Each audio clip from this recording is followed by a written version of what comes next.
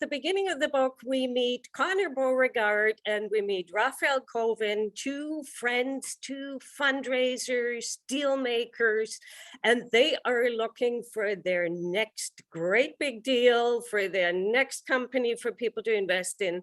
And they come up with this fantastic idea of founding the biggest cannabis manufacturer in the country. Why not be drug dealers? I mean, who could screw that up? Hey everyone, and welcome. I am Morgan Gist McDonald, founder CEO of Paper Raven Books, and I have with us today a super special guest who is launching a book. If you like thrillers, if you like drug dealers dealing cannabis, traveling around the world, luxury, travel and airplanes and adventure and suspense, this is going to be a book for you. This is called The Cannabis Preacher, Sermon 1, author Sabine Frisch. Thank you for being here. Hello, Morgan, and thank you so much for having me and for this fantastic introduction. Thanks. This is a really fun book. You actually have a ton of adventure in your own personal life, which we're going to talk to, but you bring that adventuresome spirit into The Cannabis Preacher. Can you tell us a little bit about the characters that we get to meet kind of at the beginning of the book? Well, we start out at the beginning of the book, we meet Connor Beauregard and we meet Raphael Colvin, two friends, two fundraisers, deal makers, and they are looking for their next great big deal, for their next company for people to invest in. And they come up with this fantastic idea of founding the biggest cannabis manufacturer in the country. Why not be drug dealers? I mean, who could screw that up? It's so easy. We'll grow some cannabis, people will invest, we'll make tons of money. Easy peasy. You know where everything could go wrong, and it does. Okay, so what are some of those early conflicts? Like, we don't need to spoil the ending or anything, but what are some of the problems they initially start running into?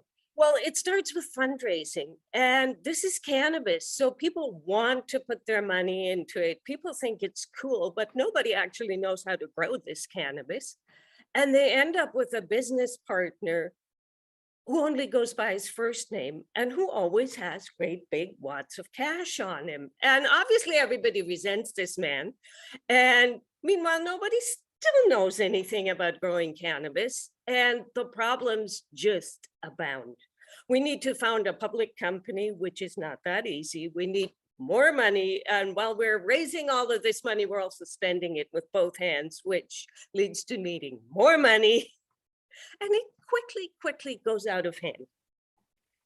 This is so fun. So it reminds me, before we even hit record, we were talking about some of the other kinds of shows and books that people might like. But if you liked American Greed, American Made, John Grisham style novels, this is that kind of adventure and suspense, a little bit of ironic comedy thrown in there. So would you agree with that, Sabine? Would you add any, what people might like?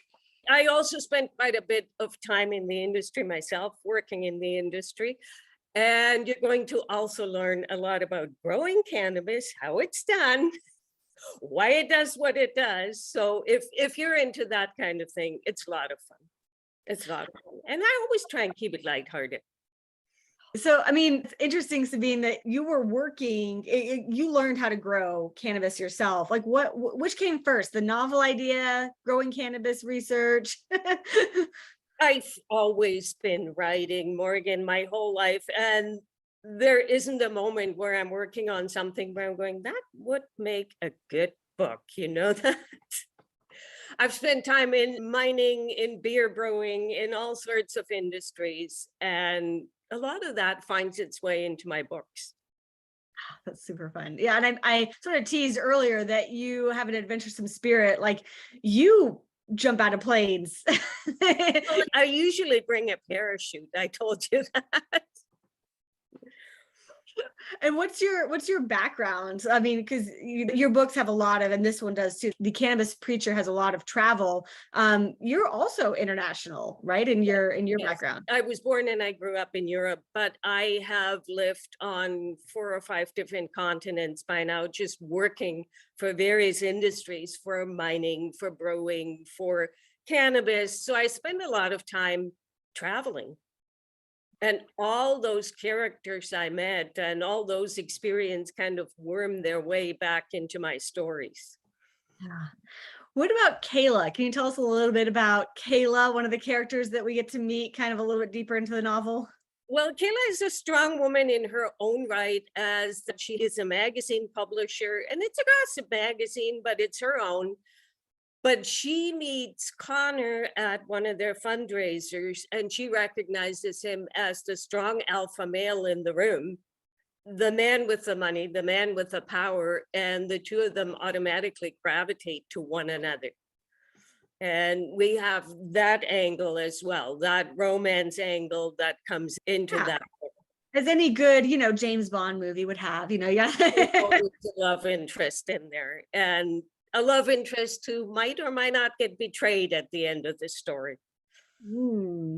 So folks, if you're here and you're listening and you're like, this might be my kind of novel, the good news is we're launching the book with a bang. This is the first book in a 4-book series. The Cannabis Preacher is going to have sermon 1 and 2 and 3 and 4. You can get in on the series right now. All the rest are locked and loaded, ready to come out. And this first one, we're launching, as I said, with a bang. You can go to paperravenbooks.com/The Cannabis Preacher. All one word. It's linked up next to this video. That'll take you straight over to Amazon. You can grab a copy of the ebook for free, load it up on your Kindle, get it ready for the weekend. And of course, if you prefer other versions, then you can get the physical version on Amazon as well. But go ahead and do this while book 1 is launching and the rest of the series is right behind it. If you like suspense and thriller and adventure with a romance, love interest, and, legal and illegal, I guess, depending on which country you're in, which in the US, which state you're in, that like fun cannabis element too, and want to learn a little bit about that from someone who actually knows how to grow cannabis. This is a fun adventure for you, The Cannabis Preacher. Go to paperravenbooks.com/The Cannabis Preacher, all one word.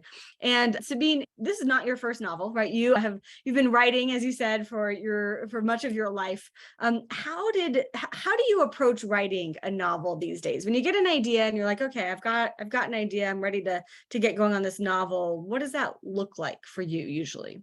It's actually changed over the years, Morgan, because I used to be what you call a pantser. I had it all up in here and I was flying by the seat of my pants, just get out a piece of paper. And my first ones were literally handwritten.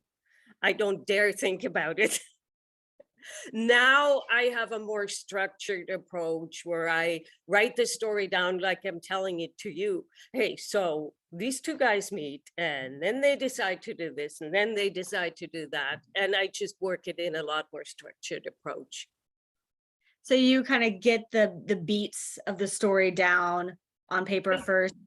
I do, but there's an element to that which I call the magic, because I get everything written out on a piece of paper, but suddenly the story itself takes a left turn.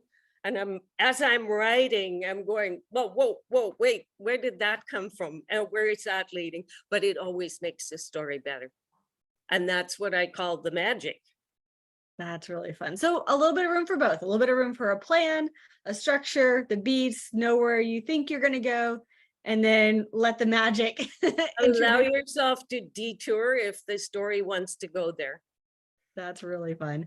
And like, how much do you write on a given week? Let's say you're in sort of active writing mode. I know that, this summer you've kind of been a little bit more in like revision mode and things like that. But when you're sort of drafting a novel, what does that season of life look like for you? I am a very German person, so I have a word limit for my day. I have to write a minimum of 2,000 words. And it doesn't matter where or how and how many stops and starts they get written, but they have to get written. And you can always revise, you can always change, you can always fix. But if you write 2,000 words a day, guess what? By the end of 3 months, you have most of your book. And it's very mathematical. Very German, which is fantastic. Yeah, and sometimes a little bit of imposed structure is really what we need just to, as you said, get the words on the page. You can always revise them later, but just to have a plan for how you're going to get those. Maybe it's 2,000 words, maybe it's 5,000 words, maybe it's 500 words, but some sort of plan on how you're going to do the writing. And sometimes you have to spin your wheels a little bit to move the story forward, but by making yourself sit down and doing it, you are moving the story forward. And then you just delete the spin your wheel stuff. That's a great point, that the story needs to keep moving forward, even if you end up changing your mind later. Just when you sit down, how can I get them to the next location? How can I have the next, conflict? How can I introduce the next character? And just kind of like writing out a possibility. And I have heard the greatest writers say that everybody writes crap. You just have to have the courage to do it and to delete it again later. I love that. That's so fantastic. And you've written different types of books. I mean, this is thriller, adventure, business, like that kind of angle. But you write other types of books too. Do you find that your process changes at all depending on the type of book, or writing a book is writing a book regardless? Writing a book at the end of the day is writing a book. It changes, I find, as you as a person change, and as your priorities and your mindset changes. That's what changes your writing.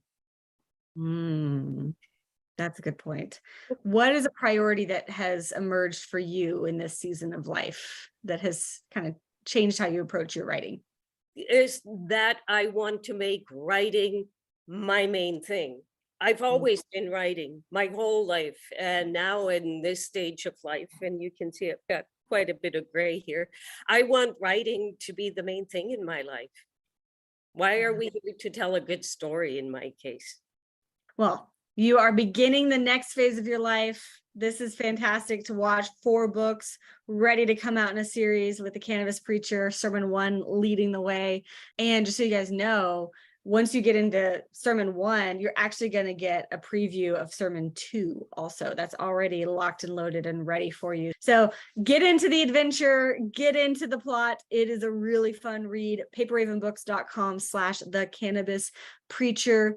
Sabine, I'm curious, as you said, you've been writing for a long time. If you could go back to a younger version of yourself and give yourself any advice, words of wisdom, encouragement about what it was going to take to write and publish a book, is there anything that you might say to a younger version of Sabine?